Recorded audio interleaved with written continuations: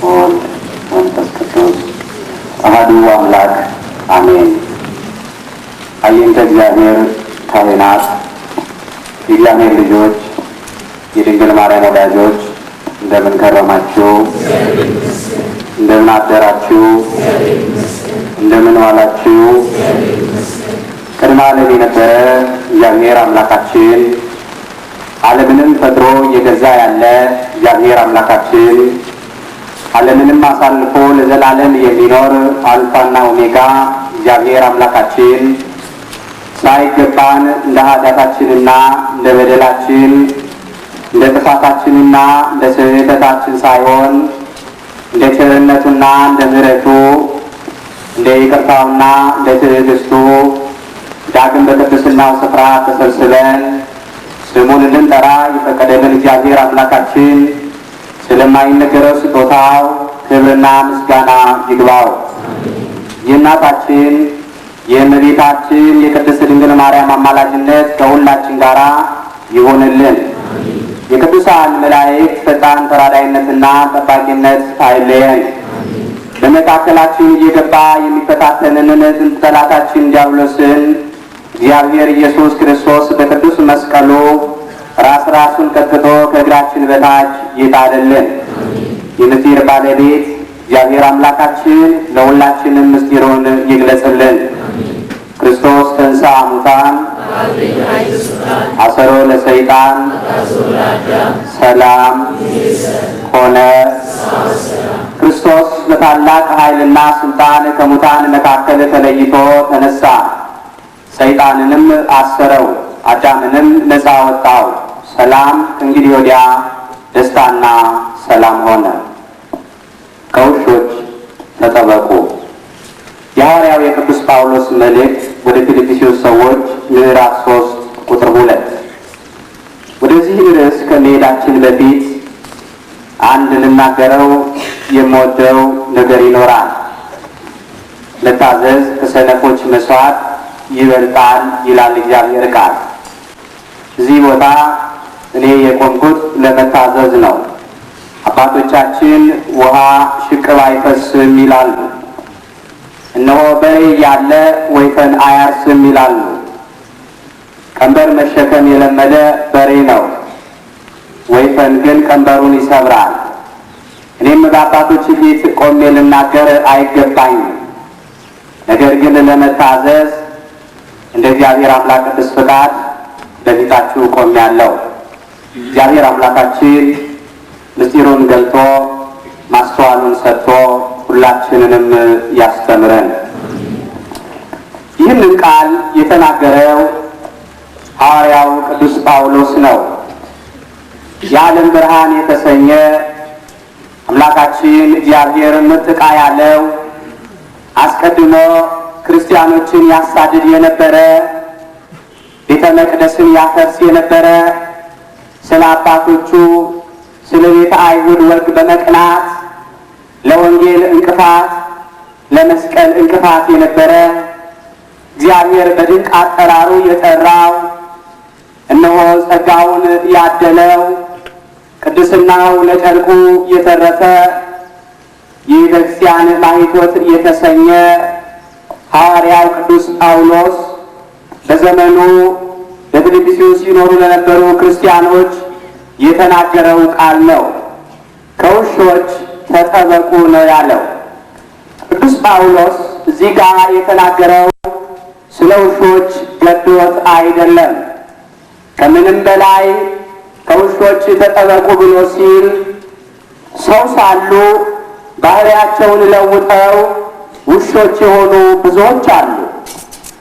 የውሻ ባህሪው ምንድን ነው?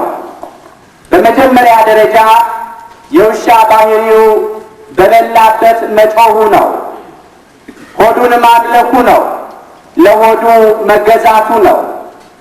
ውሻ ጌታው ሆዱ ነው። ውሻ አምላኩ ሆዱ ነው። ለበላበት ይጮሃል። እነሆ ሆዳቸውን የሚያመልኩ ሁሉ፣ በጥቅም የሚገዙ ሁሉ ውሾች ተብለዋል። በዚህ ዓለም ላይ አምላካችን ጌታችን መድኃኒታችን ኢየሱስ ክርስቶስ እኛን ለማዳን ሲል ከሰማየ ሰማያት ወርዶ ከእናታችን ከእመቤታችን ከቅድስት ድንግል ማርያም ተወልዶ በጠባብ ደረትና በአጭር ቁመት ተወስኖ በዚህ ምድር ላይ በሚመላለስበት ጊዜ በመዋዕለ ስብከቱ ወይም በመዋዕለ ሥጋዌው ሕሙማነ ሥጋን በተአምራት ሕሙማነ ነፍስን በትምህርት እየፈወሰ ሲመላለስ ሆዳቸውን ያመልኩ የነበሩትን አምላካችን ጌታችን መድኃኒታችን ኢየሱስ ክርስቶስን ይቃወሙ የነበሩትን ቤተ አይሁድን፣ ጸሐፍት ፈሪሳውያንን እንዲህ እያለ ይገስጻቸው ነበረ። ከምንም በላይ ሆዳቸውን ያመልኩ ስለነበረ ይህንን ቃል በማቴዎስ ወንጌል ምዕራፍ 23 ቁጥር 14 ላይ እንመለከታለን። እናንት ግብዞች ጻፎችና ፈሪሳውያን በጸሎት ርዝመት እያመካኛችሁ የመበለቶችን ቤቶች ስለምትበሉ ወዮላችሁ፣ ስለዚህ የባሰ ፍርድ ትቀበላላችሁ ብሎ ተናግሯቸው ነበር። አስቀድሞ ነቢየ እግዚአብሔር ቅዱስ ኢሳይያስ ሆዳቸውን ስለሚያመልኩ ወደ ጥቅማቸው ዞር ስላሉ ለእግዚአብሔር ስለማይገዙ እውነትን ስለማይከተሉ ሰዎች አስቀድሞ ተናግሮ ነበር። ኢሳይያስ 56 ቁጥር 10 እና 11 ላይ እንዲህ ብሎ አምጥቶታል። ጉቦኞች ዕውሮች ናቸው ይላል። ሁሉ ያለ እውቀት ናቸው፣ ሁሉም ዲዳ የሆኑ ውሾች ናቸው፣ ይጮኹም ዘንድ አይችሉም ይላል። በበሉበት ይጮኻሉ፣ ፍርድ ያጣምማሉ፣ ድሃ ይበድላሉ፣ ጉቦ ይቀበላሉ። ስለ ጉቦ ስለተቀበሉት ገንዘብ፣ ስለበሉት እንጀራ፣ ስለጎረሱት እንጀራ ብለው እውነትን በሐሰት ጽድቅን በኩነኔ ይለውጣሉ። ለዚህም ነው ሊጮኹ የማይችሉ ውሾች ብሎ የተናገራቸው። እንዲህም አለ፣ መብል ወዳጆች ከቶ የማይጠግቡ ውሾች ናቸው፣ እነርሱም ያስተውሉ ዘንድ የማይችሉ እረኞች ናቸው። ሁሉ ወደ መንገዳቸው ከፊተኛው እስከ ኋለኛው ድረስ ሁሉ እያንዳንዳቸው ወደ ጥቅማቸው ዞር ብለዋል ይላል። ለጥቅም የሚገዛ ሁሉ የውሻ ባህሪ ያለው ነው። ባህሪውን ለውጦ ለሆዱ የሚገዛ ሁሉ ውሻ ነው። እነሆ ቤተ አይሁድን አምላካችን እግዚአብሔር አስቀድሞ በሰሩት መጥፎ ሥራ ሆዳቸውን በማምለካቸው ውሻ እንዳላቸው ቅዱስ ዳዊት እንዲህ ብሎ ተናግሯል።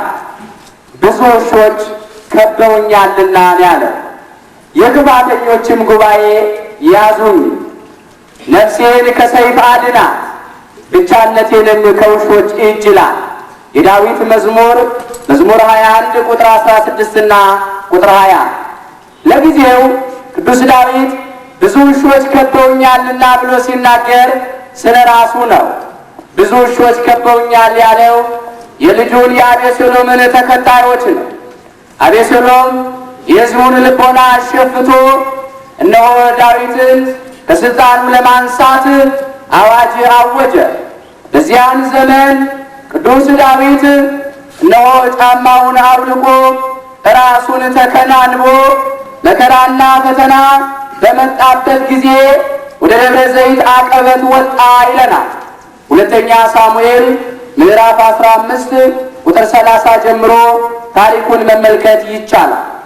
አቤሴሎምን ውሻ አለው። የአቤሴሎምን ተከታዮች ውሾች አላቸው።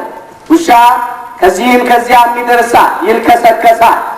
አቤሴሎምም ከዳዊት ቁባቶች ስለደረሰ ውሻ አለው። ውሻ ሆዱን ያመልካል። እነሆ አቤሴሎምና የአቤሴሎም ተከታዮች አቤሴሎምን አንግሰን እንጀራ እንበላለን፣ እንሾማለን፣ እንሸልማለን በማለት ሆዳቸውን፣ ጥቅማቸውን፣ ምድራዊን ክብር ሽተው ነበርና ውሻ ብሎ አመጣቸው። ፍጻሜው ግን ቅዱስ ዳዊት የተናገረው ቃል ስለ አምላካችን ስለ ጌታችን ስለ መድኃኒታችን ስለ ኢየሱስ ክርስቶስ ነው። ብዙ ውሾች ከበውኛልና አለ። የክፋተኞችን ጉባኤ ያዙኛል። እነሆ ብዙ ውሾች ከበውኛል ሲል ውሾች ያላቸው አይሁድን ነው።